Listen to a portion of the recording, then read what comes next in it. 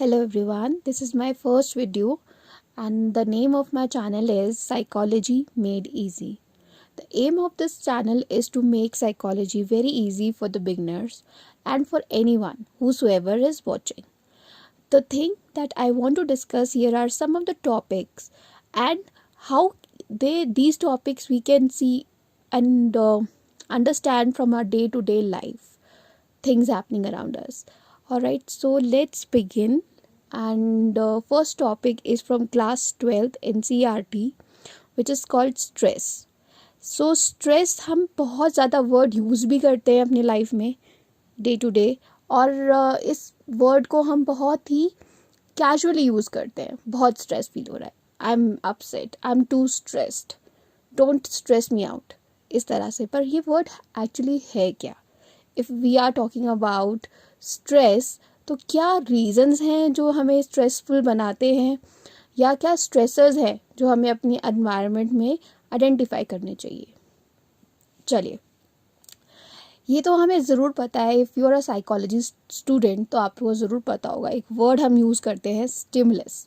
Stimulus कोई भी एक ऐसा वर्ड होता है जो कि हमारे को किसी भी रिएक्शन को इवोक करने के लिए ज़िम्मेदार होता है.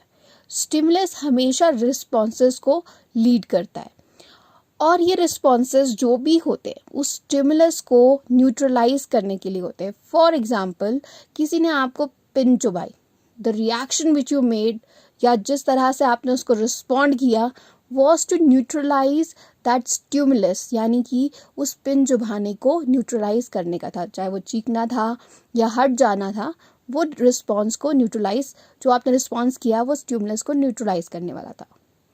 यानी कि अगर मैं सिंपल शब्दों में कहूँ, so whenever there is a stimulus और एक रिस्पॉन्स होता है, तो ये आपस में इक्विलिब्रियम रिस्टोर करने की कोशिश करते हैं. और homeostasis is related to human body, जहाँ पे फॉर एग्जांपल इन्फेक्शन है और आपके जो ब्लड सेल्स उसे फाइट कर रहे हैं, तो उसके रिजल्ट से क्या होता है, फीवर हो जाता है, राइट.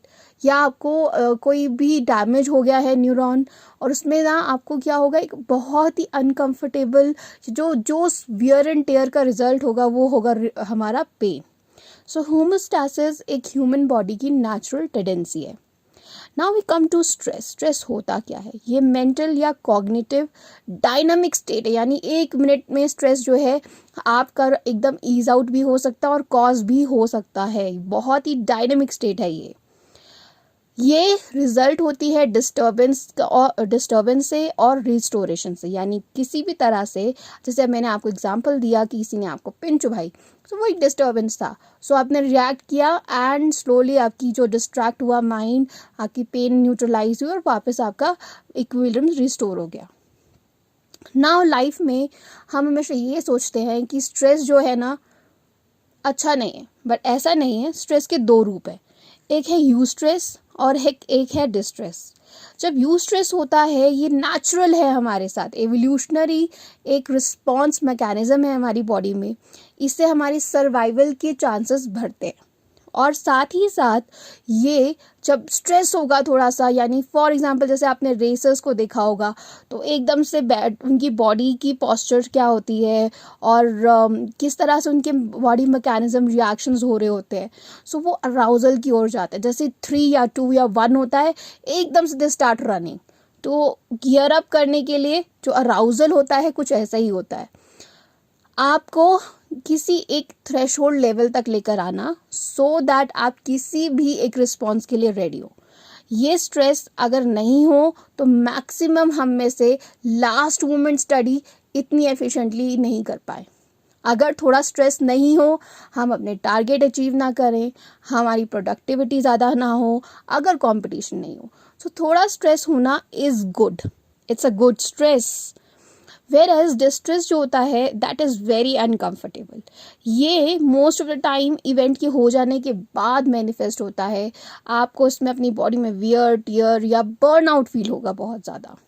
सो ये डिस्ट्रेस जो होता है ये अवॉइडेबल स्ट्रेस है, ये एक हेल्दी स्ट्रेस नहीं है.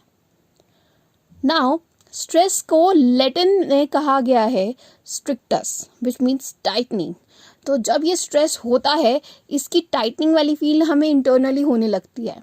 फॉर एग्जाम्पल आप देखेंगे हमारी मसल्स जो है कंट्रैक्ट होने लगेगी, ब्रीदिंग जो है हमारी फास्ट होने लगेगी क्योंकि लंग्स भी कंस्ट्रिक्ट हो चुके हैं, स्वेटिंग होती है बहुत ज़्यादा. सो जो टाइटनिंग सफोकेशन सब कईयों के लिए सफोकेटिंग हो सकता है. सो जो फीलिंग है टाइटनिंग वाली, ये आप देखोगे ये होती है. अब कॉजेज़ क्या है स्ट्रेसेस की? ऑब्वियसली एक स्ट्रेसर है जो कि आपके एनवायरनमेंट में भी हो सकता है. फॉर एग्जांपल सब आपने देखा रोड रेज बहुत ज़्यादा बढ़ जाता है गर्मियों में. हमने ऐसा नोटिस किया है, राइट? तो ऐसा क्यों होता है? क्योंकि एनवायरनमेंट में जो टेम्परेचर है वो एक स्ट्रेसर है और इससे हमारे स्ट्रेस के रिस्पॉन्स आते हैं. स्वेटिंग वेटिंग तो हमारी ऑलरेडी हो रही है, लेकिन कामनेस, उस अनईजीनेस को फाइट करने के लिए जो साइकोलॉजिकल कामनेस चाहिए वो भी नहीं हो पाती. इस वजह से आपने देखा होगा because of this environmental stressor stress बढ़ता है और पीपल जो है बहुत जल्दी रोड रेज में या फाइट्स में जो है आ जाते हैं. नाउ हैंस सेले, ये एक फादर ऑफ स्ट्रेस रिसर्च है. इन्होंने बहुत ज़्यादा रिसर्च किया है स्ट्रेस पे और इन्होंने कहा है कि नॉन स्पेसिफिक रिस्पॉन्स होता है ये बॉडी का towards any stress is called stress. Stress का बेसिकली जो नेचर है वो कुछ ऐसा है, ये एक नॉन स्पेसिफिक है. यानी आप बता नहीं सकते कि हमेशा हर बार एक स्ट्रेसर से जहाँ मुझे बहुत गुस्सा आ रहा है ज़रूरी है कि दूसरे सेम जो रिस्पॉन्स हो दूसरे पर्सन का भी हो. सो हैंस सेली ने ये कहा है कि स्पेसिफिक रिस्पॉन्स है बॉडी का टुवर्ड्स कोई भी स्ट्रेसर. जैसे कि थ्रेट है. आप ये कोई नहीं समझेगा कि उसका regardless of cause it one will respond with some physiological pattern.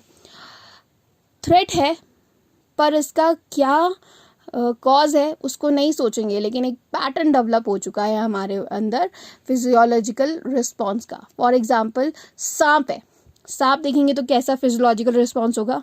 डर लगेगा, चीखेंगे, चिल्लाएंगे, you will run to fight और फ्लाइट वाला रिस्पॉन्स डेफिनेटली हमारा आएगा, right? But whereas similarly अगर आपका सांप जो है प्लास्टिक का है तब भी you will feel same response और you will not. Definitely we will feel the same response. Now the stress is dependent on different individual.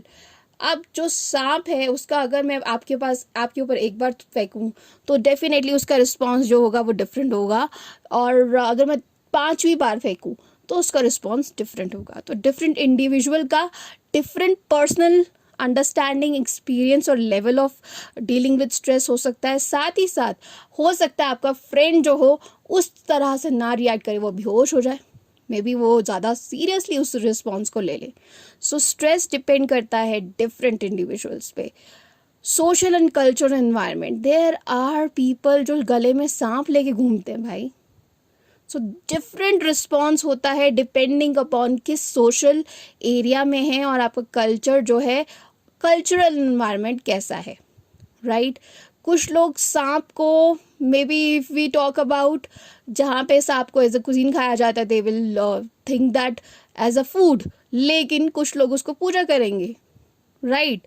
Because God के लिए हम उनको सिंबल मानते हैं.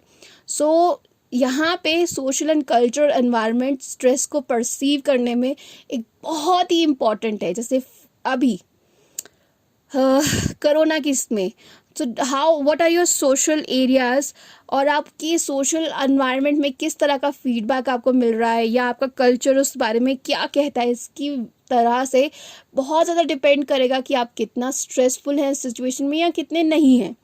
And how come one person can be less stressed than you are?